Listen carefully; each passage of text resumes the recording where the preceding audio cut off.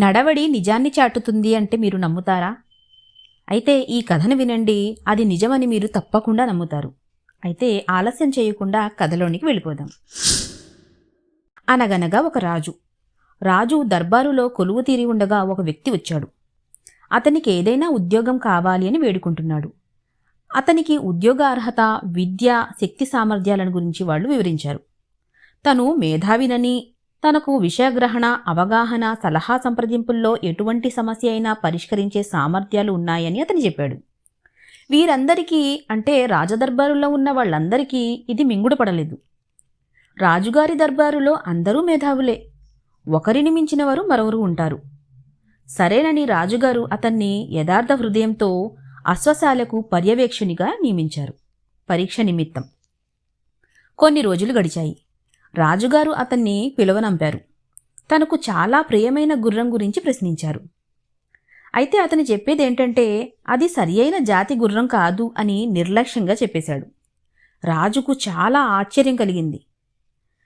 తన మేత మైదానం నుండి గుర్రాల కాపరిని పిలిపించాడు. ఆ ప్రత్యేక గుర్రం గురించి అతనిని వివరించాడు. వచ్చిన వ్యక్తి ఇలా చెప్తున్నాడు, అది సరియైన జాతి గుర్రమే, కానీ అది వీనిన కొన్ని గంటలకే దాని తల్లి చనిపోయింది. అంటే ఆ గుర్రం పుట్టిన కొన్ని గంటలకే దాని తల్లి చనిపోయింది, గత్యంతరం లేక దానికి ఆవు పాలు పట్టవలసి వచ్చింది అని అతను సమాధానం చెప్పాడు. మేధావిని పిలిపించి, ఇది మేలుజాతి గుర్రం కాదని ఎలా తేల్చి చెప్పగలిగావు అని అడిగారు మహారాజు. ఇది గడ్డు మేస్తూ తల దించుకునే నమిలేది. జాతి గుర్రమైతే గడ్డి నోట కరిచి తల ఎత్తి మరీ నములుతుంది అని జవాబిచ్చాడు. రాజుగారు ఆనందంతో ఉప్పొంగి అతనికి ధాన్యాలు, నెయ్యి, గుర్రాలు, పక్షులు బహుమానంగా ఇచ్చి పంపించారు. ఆ తర్వాత అతను రాణివాసంలో సూపర్వైజర్గా అతన్ని నియమించాడు మహారాజు. కొన్నాళ్ల తర్వాత రాణిగారి గురించి అభిప్రాయం అడిగారు రాజుగారు ఆ మేధావిని పిలిచి. అతనేమో ఏం చెప్తున్నాడంటే, ఆమె పోకడలైతే రాణిగారిలాగే ఉన్నాయి, కానీ ఆవిడ రాజకుమారి మట్టుకు కాదు అని చెప్పేశాడు. రాజుగారి తల గిర్రున తిరిగిపోయింది. కాస్త కుదుటపడిన తర్వాత తన అత్తగారిని పిలిపించారు. విషయం సరిగ్గా చెప్పకపోతే తల నరికేస్తాను అని హెచ్చరించి ఆ తర్వాత ప్రాధేయపడి వాస్తవ విషయాన్ని అతను బయట పెట్టించగలిగాడు. వాస్తవానికి నాకు కూతురు పుట్టగానే మీ నాన్న మా ఆయనతో ఆ పాపను నా కోడలుగా చేసుకుంటాను అని మాట తీసుకుంది. కానీ నా కూతురు 6 నెలలకే చనిపోయింది. అయితే సంబంధాలు చెడిపోతాయన్న ధ్యాసలో మేము మరో అమ్మాయిని పెంచుకున్నాము.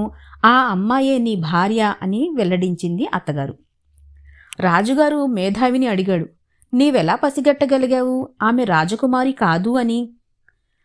అయితే ఆమె దాసదాసి జనులతో ప్రవర్తించే తీరు మూర్ఖ ప్రజల కన్నా హీనంగా ఉంది, రాజకుమారి అయితే అలా చెయ్యదు అని తెలియజేశాడు మేధావి. రాజు ఎంతో అబ్బురపడి తను ఎంతో ఇష్టంగా ధాన్యం, పశు సంపద, గొర్రెలు బహుమానంగా ఇచ్చి పంపించాడు. అతన్ని తన దర్బారులో ఒక ప్రత్యేక అధికారిగా కూడా నియమించాడు. కొన్ని రోజుల తర్వాత అతన్ని పిలిపించి స్వయంగా తన గురించి ప్రశ్నించాడు. అయితే ఆ మేధావి చెప్పేదేంటంటే, మీరు ముందుగా నాకు ప్రాణదానం పెడితే నేను మీకు సమాధానం చెబుతాను అని అన్నాడు. చాలా భయంతో కూడా ఈ విషయంని చెప్పడం జరిగింది. అయితే సరేనని రాజుగారు వాగ్దానం చేశాడు, నీకు ప్రాణభిక్షని పెడుతున్నాను అని.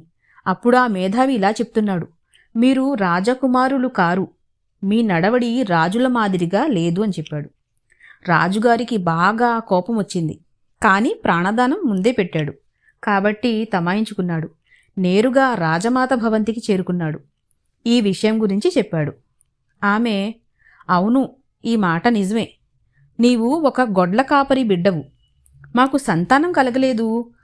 మా గొడ్ల కాపరికి కలిగిన సంతానం చూసి మాకు నచ్చి మేము నిన్ను పెంచుకుని కొడుకుగా చేసుకున్నాము అని నిజం చెప్పింది రాజమాత.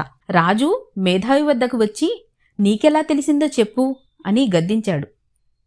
అతను ఈ విధంగా చెప్తున్నాడు, రాజులు ఎవరికైనా బహుమానాలు అందజేస్తే వజ్రాలు, వైఢూర్యాలు, ముత్యాలు దానం చేస్తారు. కానీ తమరు మాత్రం ఎప్పుడు దానం చేసినా గొర్రెలు, పశువులు, ధాన్యాలే చేస్తున్నారు. ఇది రాచరికపు విధానం కాజాలదు అని వణుకుతూ చెప్పేశాడు. వాస్తవానికి మనిషి అలవాటు, నడవడి అతన్ని వాస్తవాన్ని ఆంతర్యాన్ని చాటి చెబుతాయి. అవునంటారా కాదంటారా? ఆలోచించండి.